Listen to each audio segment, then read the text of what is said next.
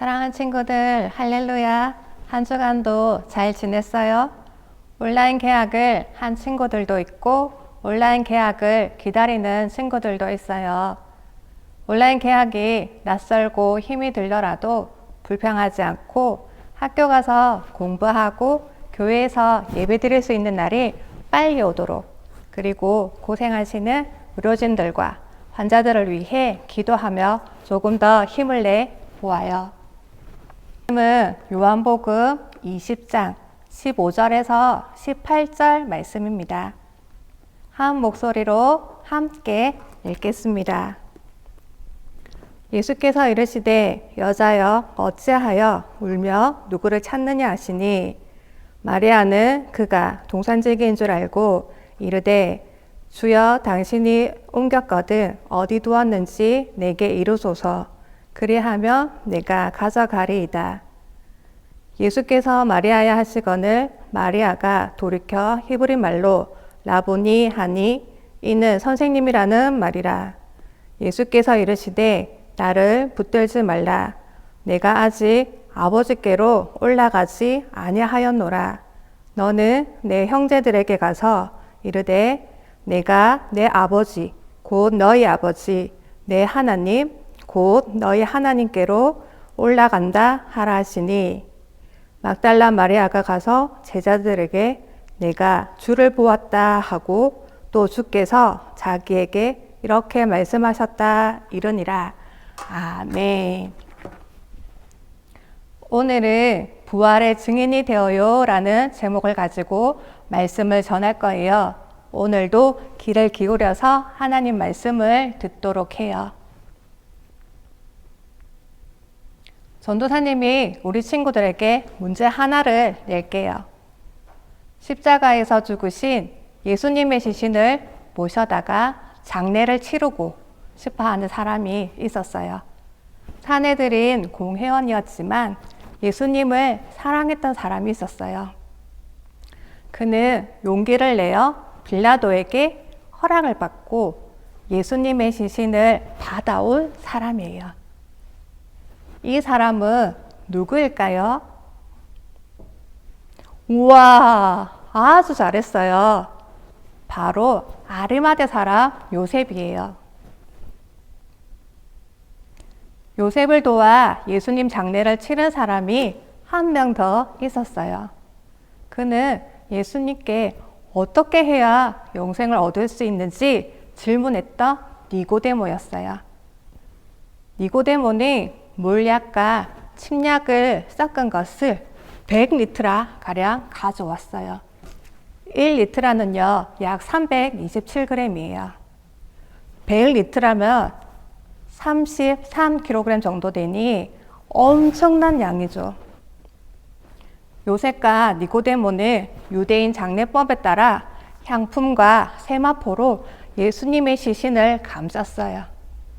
귀한 향품과 함께 세마포로 시신을 싸는 장례 방식은 아주 부유한 사람들만 할 수 있었어요. 예수님을 존경하기는 했지만 드러내놓고 따르지 못했던 두 사람은 예수님의 시신을 가져와서 최선을 다해 모든 비용을 넘치게 감당하며 장례를 진행했어요.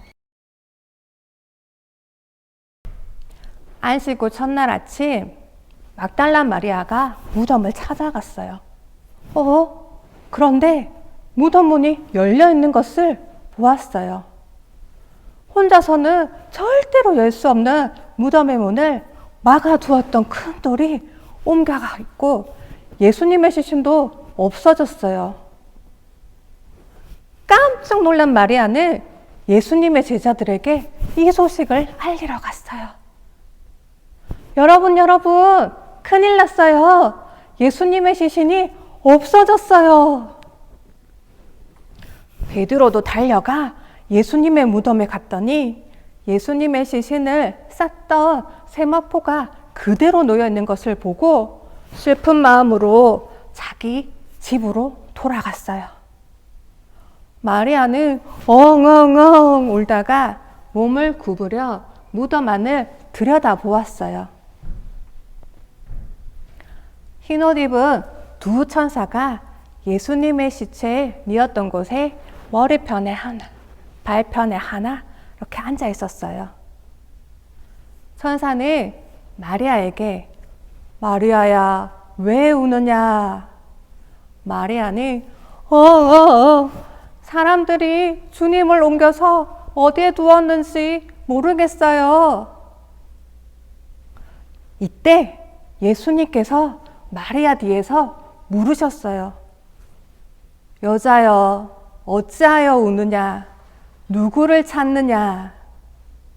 마리아는 예수님이 동산을 지키는 사람인 줄 알고 혹시 당신이 우리 예수님의 시신을 옮겼다면 어디에 두었는지 제게 말씀해 주세요.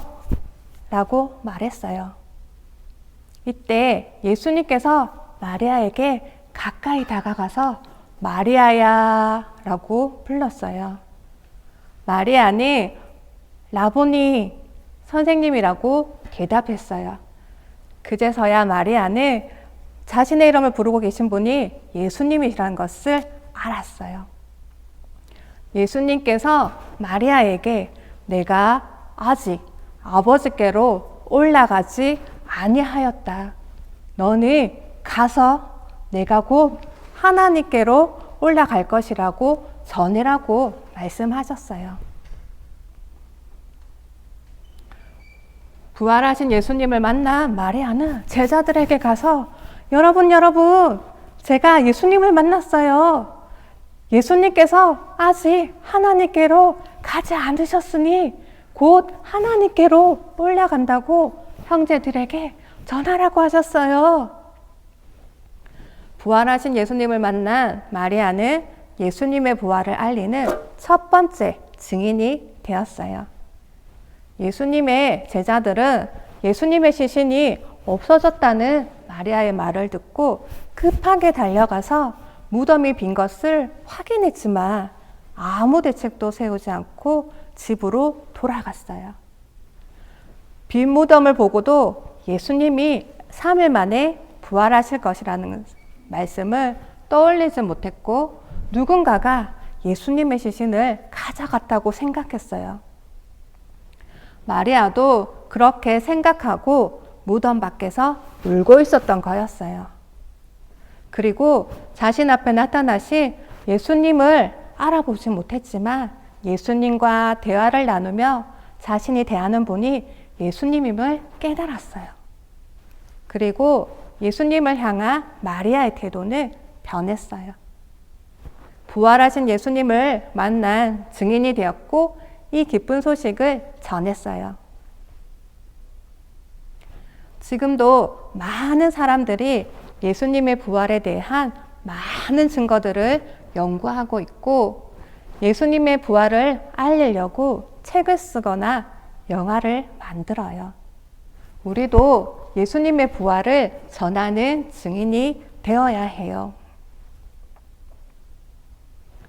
예수님이 태어나시기 700년 전에 이사야 선지자가 예수님의 탄생을 미리 예고했고 예수님이 호산나라고 환호를 받으시며 예루살렘에 들어가실 때 나귀를 타신 것도 이미 스가랴 선지자가 예언했어요. 예수님은 제자들과 함께 3년 동안 예수님이 왜 오셨고 어떻게 죽을 것인지 어떻게 살아날 것인지를 다 말씀해 주셨어요. 비록 우리가 예수님의 부활을 직접 눈으로 본 것은 아니지만 기록된 말씀을 읽으며 부활하신 예수님을 만날 수 있어요. 말씀에는 힘이 있고 생명이 있어서 부활하신 예수님을 만날 수 있도록 도와줘요. 사랑하는 친구들, 전도사님 따라 같이 외쳐볼까요? 나는 예수님의 부활을 믿어요. 나는 예수님의 부활을 전하는 증인이 되겠어요. 참 잘했어요.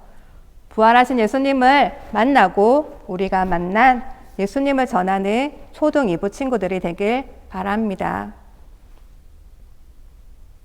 온라인 헌금을 드리고 있어요. 예물을 드릴 때 이름과 뒤에 11조, 감사, 주일 예물인지 함께 적어서 드리면 됩니다. 혹시 온라인으로 헌금 드리기가 힘든 친구들은 걱정하지 말고 주일 예물을 봉투에 따로 모아서 초동 2부 예배 드릴 때 예물을 드리면 됩니다. 기도하겠습니다. 하나님, 부활하신 예수님을 만나게 해주셔서 참 감사합니다. 우리 친구들이 성경적인 지식으로 하나님을 아는 신앙이 아니라 날마다 예수님의 부활을 경험하며 예수님의 부활을 전하는 우리 친구들이 될 수 있게 해주세요. 날마다 예수님과 동행하며 또 하나님의 말씀대로 살아가는 우리 친구들이 되게 해주세요. 살아계신 예수님의 이름으로 기도드립니다. 아멘.